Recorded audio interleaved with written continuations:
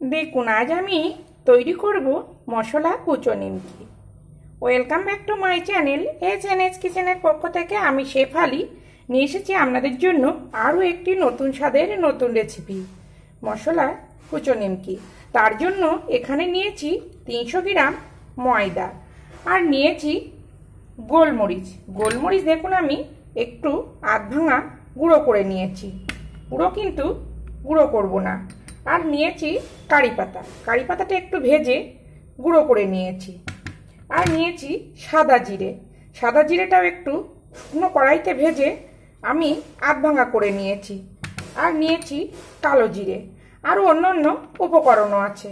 তো আমার আরও নিত্য নতুন রেসিপি পেতে আমার চ্যানেলটিকে সাবস্ক্রাইব করুন আর পাশে থাকা বেল আইকনটিকে অল করে রাখুন, যাতে সবার প্রথমে আমার নোটিফিকেশান আপনার কাছে পৌঁছে যায় আর আপনি অতি সহজেই দেখে নিতে পারেন। দেখুন এই হলো কারি পাতা। এই কারি পাতাটা আমি তেলে ভেজে নিয়েছি। আপনারা চাইলে শুকনো কড়াইতেও কিন্তু লো ফ্লেম করে ভেজে গুঁড়ো করে নিতে পারেন। তো দেখুন সবার প্রথমে আমি ময়দাটা ময়াম করে নেব। তো এখানে আমি দিয়ে দেব পরিমাণ মতো লবণ আর দেব বেকিং পাউডার। আপনি কিন্তু এটা দেখে বুঝে নেবেন। দেখুন দিয়েছি ওই 1 চিমটি মতো বেকিং পাউডার। আর যে পরিমাণে আমি বেকিং পাউডার দিয়েছি তার থেকে একটু বেশি দেব বেকিং সোডা, দিয়ে শুকনো উপকরণ খুব সুন্দর করে মিশিয়ে নেব। দেখুন শুকনো উপকরণ আমি খুব সুন্দর করে মিশিয়ে নিয়েছি। এবার এখানে দিয়ে দেব রিফাইন তেল। এখানে একটু তেলের পরিমাণটা বেশি দিতে হবে। আমি এখানে নিয়েছি 300 গ্রাম ময়দা, তার জন্য আমি এখানে দিয়ে দিলাম 40 স্পুন রিফাইন তেল, দিয়ে এটা খুব সুন্দর করে ময়াম দিয়ে নেব। তবে আমি এখানে রিফাইন তেল ব্যবহার করছি, আপনারা চাইলে ঘিতেও কিন্তু ময়াম দিতে পারেন। তো আমি ময়াম করে নিয়ে ফিরে আসছি।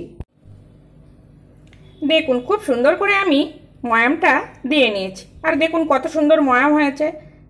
বুঝবেন কিভাবে? এইভাবে মুট করে একটা চাপ দিলেই বোঝা যাবে খুব সুন্দর একটা ময়াম হয়েছে। যত ভালো ময়াম হবে তত কিন্তু কুচো নিমকি খাস্তা আর খেতে টেস্ট হবে। এবার দেখুন যে আমি উপকরণগুলো নিয়েছি, উপকরণগুলো মিশিয়ে দেব।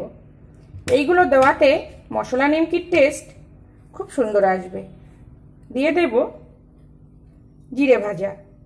আপনারা চাইলে এখানে কিন্তু একটু লঙ্কার গুঁড়োও ব্যবহার করতে পারেন, তবে কি আমি এখানে গোলমরিচ ব্যবহার করছি বলে লঙ্কাটা কিন্তু আর ব্যবহার করলাম না। দেখুন সব দিয়ে আবারও শুকনো উপকরণ একটু ভালোভাবে মিশিয়ে নেব।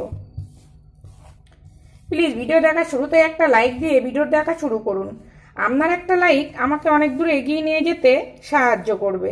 দেখুন এবার আমি মিশিয়ে নেওয়ার পরে একদম অল্প অল্প করে জল দিয়ে একটা ডো রেডি করে নেব। একসঙ্গে কিন্তু কখনোই জল দেবেন না, তাহলে কিন্তু ময়দার মাখাটা নরম হয়ে যাবে। তো আমি ময়দাটা মেখে ফিরে আসছি। দেখুন অল্প অল্প করে জল দিয়ে আমি ডোটা মেখে রেডি করে নিয়েছি। দেখুন আবারও কিন্তু আমি বলছি একসঙ্গে কিন্তু অনেকটাই জল দেবেন না, অল্প অল্প করে জল দিয়ে কিন্তু ডোটা রেডি করে নেবে। দেখুন অল্প অল্প করে জল দিয়ে আমি ময়দার ডোটা রেডি করে নিয়েছি। আর দেখুন এরকম কিন্তু নরম থাকবে। তো এটা আমি 15 মিনিট চাপা দিয়ে রাখবো। তো 15 মিনিট পরেই ফিরে আসছি। দেখুন আমি 15 মিনিট পরে ফিরে এসেছি। এবার দেখুন ডোটা সেট হয়ে এসছে। এবার নিয়ে নিলাম একটা চাকি বেলান, আর একটু এরকমভাবে একটু চেপে চেপে মেখে নেব। এবার দেখুন নিয়ে নেব একটা ছুরি। এই যে ময়দাটা আমি দুভাগে ভাগ করে নেব। আমি কিভাবে করছি এটা কিন্তু আপনাদেরকে দেখে বুঝে নিতে হবে। দেখুন এবার একটা বেলান দিয়ে এরকমভাবে বেলে নেব।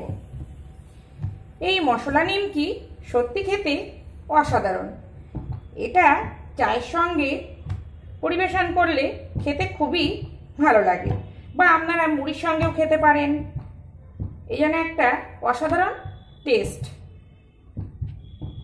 আর প্লিজ যারা আমাকে বন্ধু করছেন তারা দয়া করে কমিউনিটিতে একটা লেটার দিয়ে যাবেন, কেননা কমেন্ট বক্স থেকে খুঁজে বের করতে আমার না অনেক সমস্যা হচ্ছে। আর যারা বন্ধু করছে তাদের ভালোবাসা দিতে অনেক দেরি হয়ে যাচ্ছে।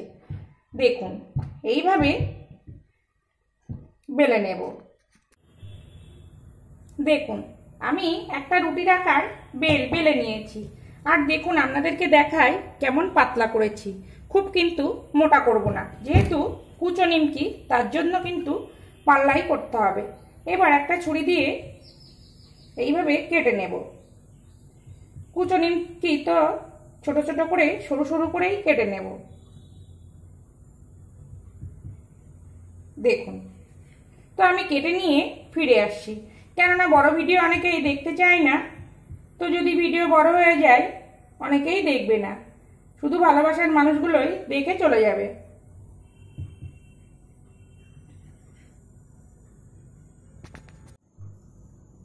দেখুন কিরকম সরু সরু করে কেটে নিয়েছি। এবার দেখুন, যেহেতু কুচো নিমকি একদম কিন্তু কুচো কুচো হবে। দেখুন এইভাবে কেটে নেব। আপনাদেরকে দেখে বুঝে নিতে হবে আমি কিভাবে নিমকির সাইজটা করে নিচ্ছি। দেখুন আপনাদেরকে কয়েকটা তুলে দেখাই।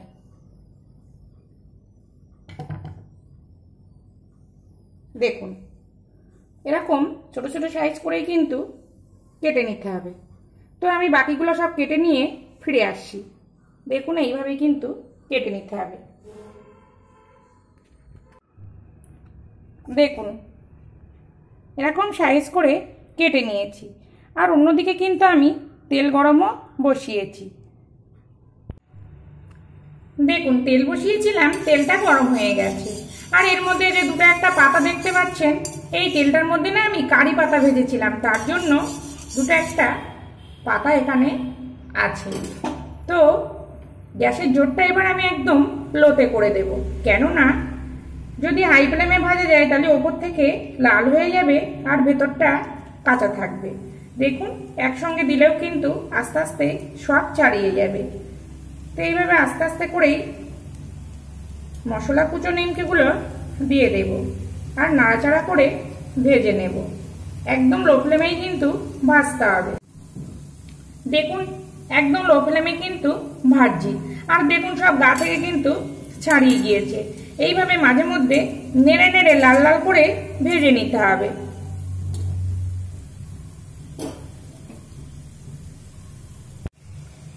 দেখুন আস্তে আস্তে কালারটা কিন্তু চেঞ্জ হচ্ছে।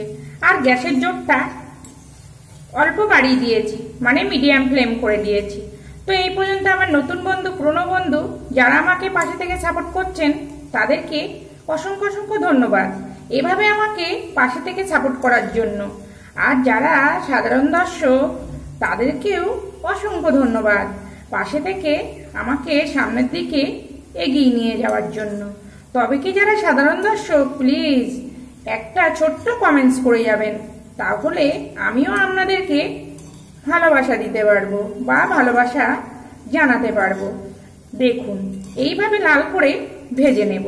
দেখুন এইবার আমি তুলে নেব।